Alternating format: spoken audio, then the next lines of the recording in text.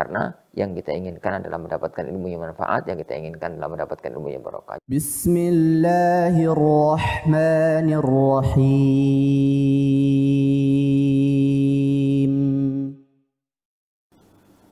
Afwan Ustaz, saya pernah curang dalam mengerjakan sebagian kecil soal tes masuk perguruan tinggi. Dan saya menyesal, saya bertobat kepada Allah Subhanahu wa taala. Apakah ilmu saya jadi haram dan tidak berkah dengan hal tersebut? Dan kalau haram dan tidak berkah, bagaimana agar ilmu saya menjadi halal lagi dan barokah lagi? Ini penutup kita di malam hari ini, Ustaz. Ya akhi.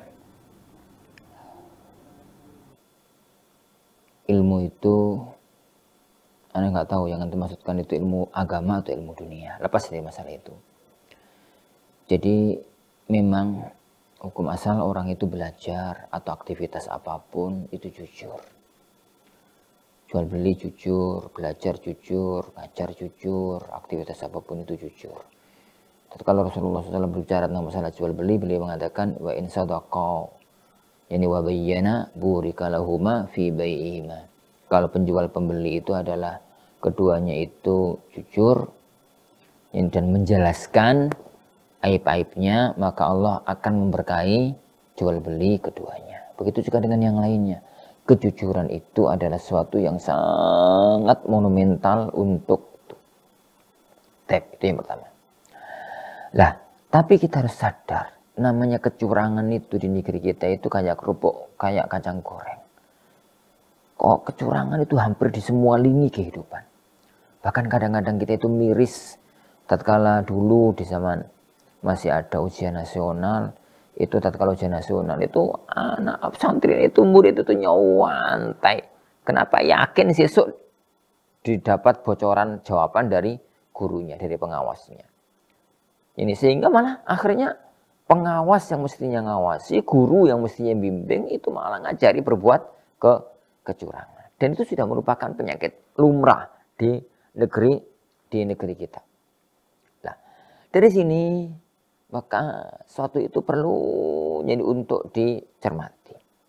Pertama, kalau tadi dikatakan bahwasanya tatkala masuk perguruan tinggi itu ada sedikit kecurangan.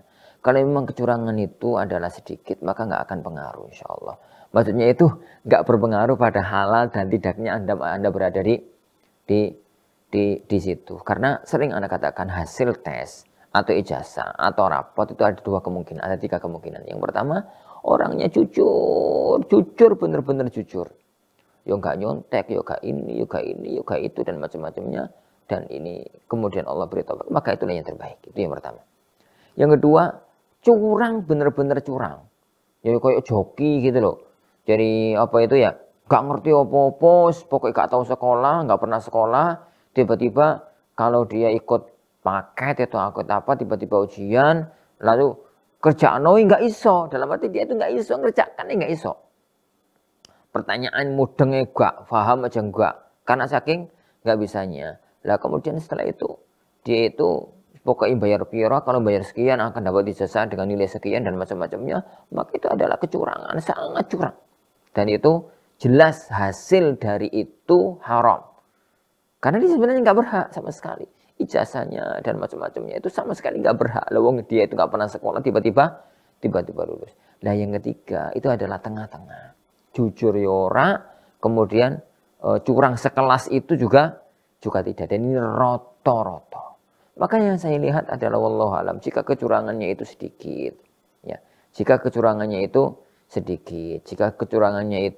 ya secara umum seandainya itu dia nggak curang tetap bisa masuk, maka nggak ada masalah. Hanya banyak-banyak istighfar kepada Allah Subhanahu wa taala, bertaubat kepada Allah Subhanahu wa taala, jangan ulangi itu hari-hari ini ke depan. Karena yang kita inginkan adalah mendapatkan ilmu yang manfaat, yang kita inginkan adalah mendapatkan ilmu yang barokah. Jadi dengan banyak bertobat kepada Allah Subhanahu wa taala, banyak istighfar kepada Allah Subhanahu wa taala, sebagaimana kita juga begitu, semuanya itu banyak istighfar kepada Allah Subhanahu wa taala untuk segera kita kembalikan ke hati kita pada posisi semula, yaitu saling baik, saling ini antar kita sesama. Wallahu a'lam bishawab.